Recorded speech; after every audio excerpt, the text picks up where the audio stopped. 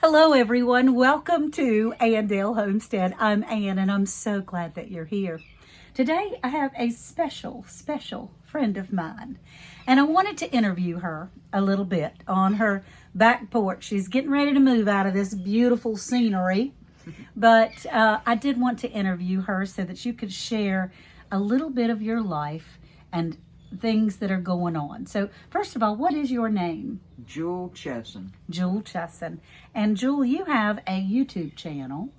J7409. J7409. And what do you do on that channel? Weather.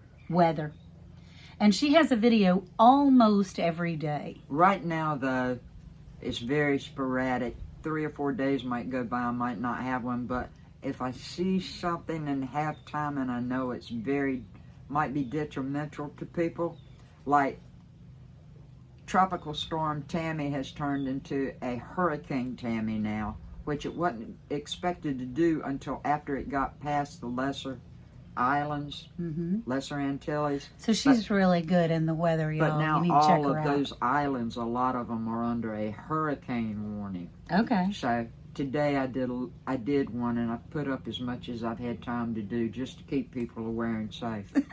Well, neither one of us dressed up for you. That's the truth. Don't look at me, honey. Don't look at me either. Neither one of us have dressed up to you or made it fancy or anything. It's okay. We're good. And, but the reason why we haven't is because you're moving. Yes. How long have you been at this location? 25 years. 25 years. That's a long time. Yeah. And it's time to move up to get to better places, right?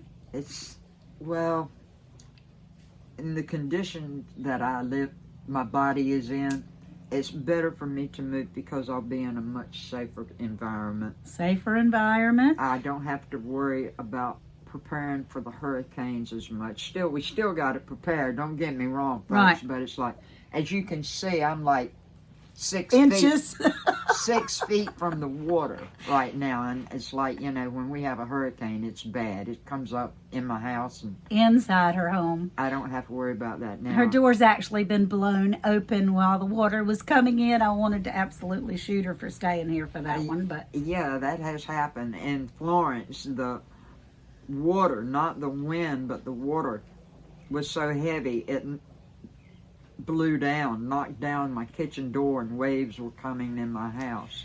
yeah, that was a trial. That Now, was trial. You've done a number of things over your lifetime. Now, wait, how long have we been friends? 43 years. 43 years. 43 years, y'all. We met when we were 2. No, I'm just kidding. No, we met in radio. In radio, yes, we did. And so we were both working at a little AM/FM radio station in Edenton, North Carolina. And that was a lot of fun. We had a lot of fun back then. Yeah, we did have a lot of We fun. got in a little mischief, but we had a lot of fun. And so what other things, you've been in broadcasting? I've been in broadcasting. I was in broadcasting for around, all together, radio and TV together, around 24 and a half years. Okay. And Radio and TV. radio and TV, and I have worked from the Outer Banks to the mountains of North Carolina, Charlotte, I've gone from little places to big places. That's awesome. Yeah, what was your name at the beach when you were at the Outer Banks? Jewel in the Jewel in the morning. Jewel in the morning. She was the morning sign-on girl when radio was the thing. I mean, she was it. So that was fun. And what other things have you done as far as careers? You've been a really large, faceted human over your life. Well, when I was working just radio, you have to start at the bottom and work your way up. That's right. Well, I would work many jobs. I was program director, but at the same time, I got all that done. Plus, I sold ads. But I had a job in the afternoon where, believe it or not, folks, I worked in horticulture with flowers. I knew it. Horticulture, okay. All the kind I of like flowers. that. And then in the evening, I would go work at a restaurant and play music for them. Oh. So I had a pretty full schedule during all of that stuff. Now, when I moved from the Outer Banks and lived in the mountains, I had my father to die, and I had some things going on. Well, while I was there, I went to college. Okay. And I became an EMT, and then I became a paramedic. And I have my East Care wings, but we're packing. I don't know where they are. I'll show them to you. But anyway, that's how that all happened. Yeah. And when I moved back home, then I was in a head-on collision. Yep, she was in a terrible, terrible car accident. She was in a head-on collision locally, because they always say things happen close to home. She was not terribly far from home. It was the other person's fault. They crossed the line. No way to avoid. And you had an experience during that time that you stopped breathing a number of times. Your heart stopped. Yes, there's only one that I actually remember, and this is just something everybody needs to know and needs to really know what it's like when it happens and when you come back and you realize what's happened to you. The thing is, both of us have had that experience. That's right. That's for real. We have both died, and the Lord saw that it wasn't our time. So, well, and according to many people, I died several times, but there's only one that I actually remember that I could remember what happened. Sure. And I'll make it short. I had a little trip.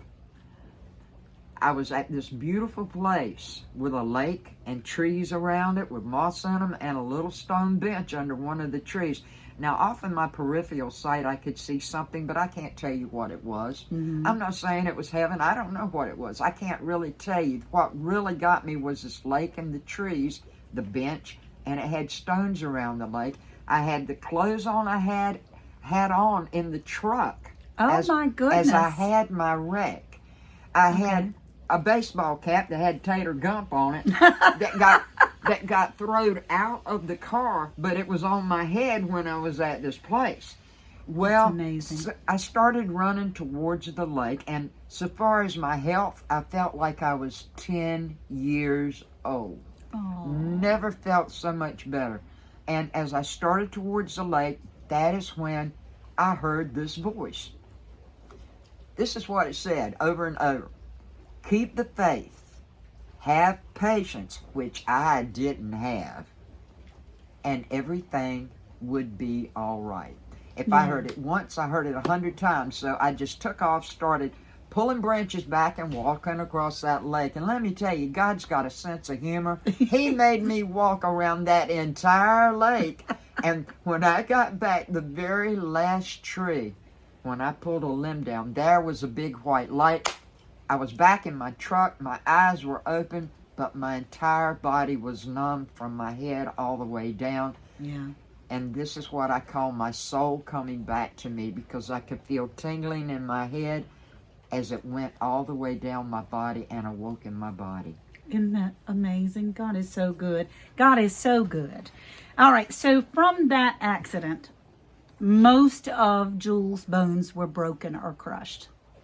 Most of her elbow, her legs, her feet, her jaw. I don't even have a bone from my elbow to my wrist in this arm. It's all metal. So she is the bionic woman. And as time passes and the weathers change and we get older, those injuries or things that we go through do make us a little worse. But I can tell you, this was an occasion that it was nothing but God that kept you here. Isn't that right? The doctors told everybody I wouldn't live 24 hours. Mm-hmm. And look at you. How many years has it been? Do you know? I don't know. I can't remember. It's been 28 years. I was going to say about 30 years. It's been a long time. 28 years. And, you know, doctors are great, but they don't know everything, so don't be fooled by it. It's That's right. Like they said I'd never get around. Well, now I don't get around like I used to, but still can take care of myself if I have the proper things to do it with. Yep. And it led me on a journey because at one point, they didn't even send me the physical therapy. Yeah. And, I remember you were in the bed at your mama's house. That's right. And cast, and my mouth was tore up. Yep. And there was no physical therapy, but you were working. You were squeezing those stress balls. I did my own physical therapy, and I got to where I talked to God all the time, and that was my little get together with God, folks. No, I ain't no saint, but I really do try to do what God wants me to from here on out. Yes. Because if it wasn't for Him, I wouldn't be here. That's right. That's right. I wouldn't be here. Yeah. The first time you ever got to drive a car after the accident. Yeah, I was creeping around like a snail. We were in the car together. And I called Ann up one day. I said, Ann, are you real busy? She goes, no, not real busy. I said, well, when you have time, come over here and see me. Yeah. And she came over and comes in. She goes, what you want? I said, I want to go to ride. Yeah. She wanted to go for a ride. Well, I get in the vehicle with her. She says, where you want to go? I said, I want to go to my church. And she looked at me like, okay. Yeah. She takes me to the churchyard. And when we get there, I said, get out. She went, what? I said, get out. I want to see if I can drive. And I figured the churchyard is the safest place for me to see if I can drive, because I had to, with one hand, pull up these pants to do the pants leg, do the gas for this leg, and I had to try to brake with the other one if I could. Yeah. But I didn't hit a tombstone. I didn't run She did into fantastic. anything. And from that day on, everything got better. Well, I've always been told since I had this accident, one day I'd be the way that I am now. But I had a brief period that was very good. I always limped. I always had little things, but not like I have now to an extreme. But at that part of my life, I still worked. Yes. This is what I did. I couldn't hold a regular job, but I stayed with elderly people. Mm-hmm. Let me tell you what, I've learned so much from the elderly people. And you blessed them as much as they blessed you. I can tell you. Yes.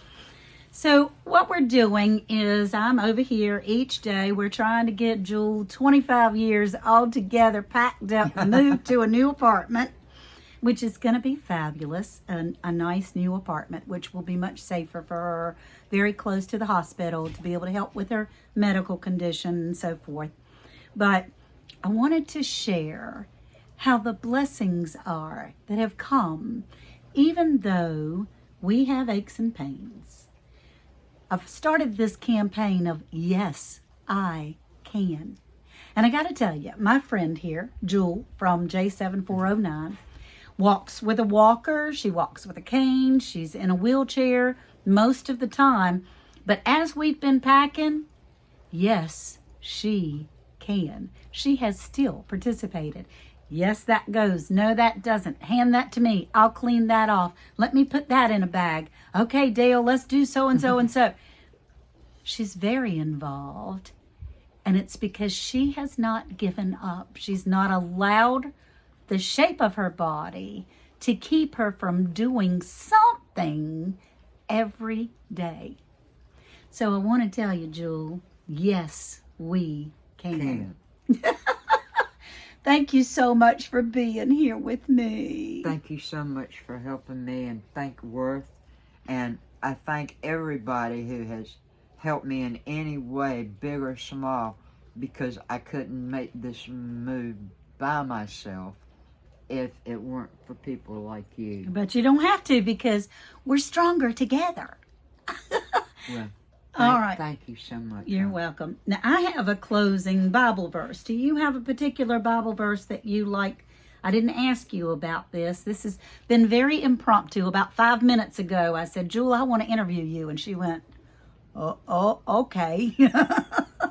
My Bible verse is, all things are possible through Jesus. There we go. You keep Jesus in your heart, you keep the faith, and no matter what comes your way, no matter how horrible it might be, keep your faith. He will take care of you, no matter what it is. Yeah. And some say, well, so-and-so is going to die, and so-and-so is going to do this. And yes, we all are one day. It's temporary. But let me tell you something. Nobody is going to leave earth until the good Lord's ready for you. No matter what happens to you, He's going to find a way to bring you back. And you learn so much. Maybe you might not be the same like my body and things, but you're much more appreciative. You're much more thankful. You're much more grateful for every little thing somebody does to you. If it's nothing but call you up and say, hey, what you doing? I love you. That's right. That's right.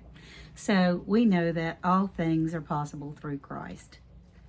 Absolutely. And I say, I know the plans I have for you, say the Lord. They're plans for good and not to harm you. They're plans for hope and a future. So we love you guys. Bye. Bye. Love you. Love you. Bye-bye.